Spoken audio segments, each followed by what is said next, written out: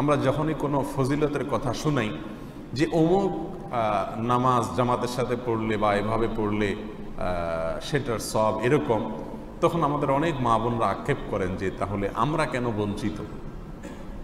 এটা একটা প্রশ্ন তাদের চলে আসে যে আমাদের জন্য কি। যেমন আল্লাহর কাছে সবচেয়ে উত্তম নামাজ হলো জুমার দিনে ফজরের নামাজ জামাতের সাথে পড়া, এটা হাদিসে আসছে। এখন এই হাদিস যখন শুনেন তখন মা বোনরা মন খারাপ করেন যে তাহলে আমাদের কি হবে, মানে আমরা কিভাবে ফজিলত পাবো। তো এই জন্য দুই তিনটি কথা আমরা বলে রাখতে চাই। এক নম্বর কথা হলো, মা বোনরা তারা যদি এরকম আশা তাদের ভেতরে রাখেন যে আল্লাহ মহিলা হওয়ার কারণে আমার জন্য এই অপশনটা নাই, সেজন্য আমি এটা করতে পারছি না, আল্লাহ আমি যদি পুরুষ হতাম তাহলে এই অপশনটা অবশ্যই আমি হাতছাড়া করতাম না, এরকম শখ এরকম আগ্রহ যদি কোনো মেয়ে মানুষ তার ভেতরে রাখেন, তাহলে ইনশাআল্লাহ সেই আমলটির ফজিলত পুরুষ মানুষ করে যেটা পেয়েছেন তার আগ্রহের কারণে আল্লাহ সুবহানাহু ওয়া তাআলা তাকে সেটা দান করতে পারেন। এটা হলো একটি কথা।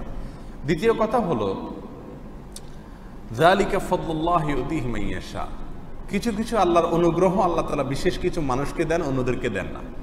মেয়েদের জন্য কিছু ফজিলতের কথা আছে যেগুলো পুরুষদের জন্য প্রযোজ্য না। যেমন কোনো মেয়ে যদি গর্ভধারণ করেন এবং সন্তান ভূমিষ্ঠ করতে গিয়ে তিনি যদি মারা যান তাহলে তিনি শাহাদাতের মর্যাদা পাবেন। আবার মেয়েরা যদি হজ করে তাহলে হাদিসে আসছে সেটাকে জিহাদ সমতুল্য বলা হয়েছে। পুরুষের হজকে নারীর হজের মতো সেরকম মর্যাদা দেওয়া হয়নি।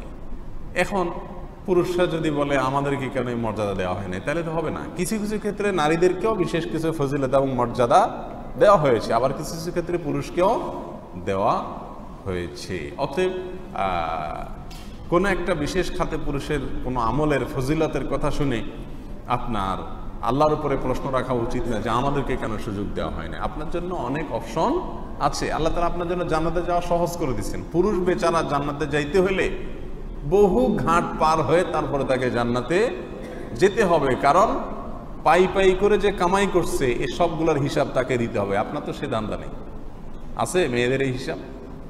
আরো অনেক ব্যাপার স্যাপার আছে, ঝগড়া ঝাঁটি রাস্তাঘাটে বাহিরে কর্মক্ষেত্রে, কত জঞ্জাট পেরিয়ে তারপরে পুরুষ জান্নাতে যেতে হবে, কত মানুষের হিসাব দিয়ে তারপরে জান্নাতে যেতে হবে। আর আপনার মেয়ে মানুষ বাসায় খুব সহজ আপনার জন্য জান্নাত। রাসূল আকরাম সাল্লাল্লাহু আলাইহি সাল্লাম একাধিক হাদিসে মেয়েদের জান্নাতে সহজ হওয়ার বিষয়টি আলোচনা করেছেন। যদি কোনো মহিলা 5 ওয়াক্ত নামাজ পড়ে, সে যদি রমজান মাসে রোজা রাখে, সে যদি স্বামীর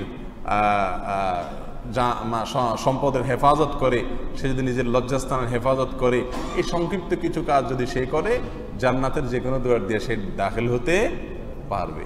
কিন্তু পুরুষ, তাকে উপার্জনের হিসাব দিতে হবে, নামাজের হিসাব দিতে হবে, পরিবারের হক আদায় করছে কিনা, মানে হিসাব দিতে দিতে দিতে কাহিল, তারপরে সে যাবে। অতএব তার জন্য আল্লাহ সুবহানাহু ওয়া তাআলা যদি সওয়াবের কিছু অপশন বেশি রাখেন, আল্লাহর প্রতি প্রশ্ন আরোপ করা এটা যুক্তিসঙ্গত হতে পারে না।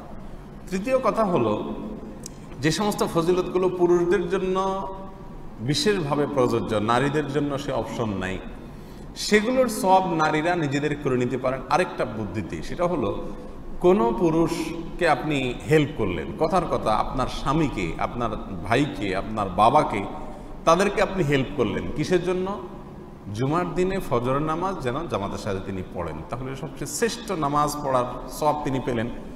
আর আপনি তাকে যেহেতু সহায়তা করেছেন, যে ব্যক্তি কোনো ভালো কাজের পথ দেখাবে, সহায়তা করবে, সে ব্যক্তিকে আল্লাহ সুবহানাহু ওয়া তাআলা সংশ্লিষ্ট কাজ করা ব্যক্তির সমান সওয়াব দান করবেন। অতএব এই হাদিসের ভিত্তিতে আমাদের মা বোনরা যদি যে আমলগুলো পুরুষদের জন্য খাস সেগুলো পুরুষদেরকে করতে সহায়তা করেন, ওইটার বিষয়ে প্রচার করলেন, যাতে তার এই প্রচারণা দেখে অন্য পুরুষ আমল করে, অথবা নিজের বাসার পুরুষদেরকে তারা উৎসাহিত করলেন, তাহলে তারাও সেই সওয়াবগুলো পেতে পারেন।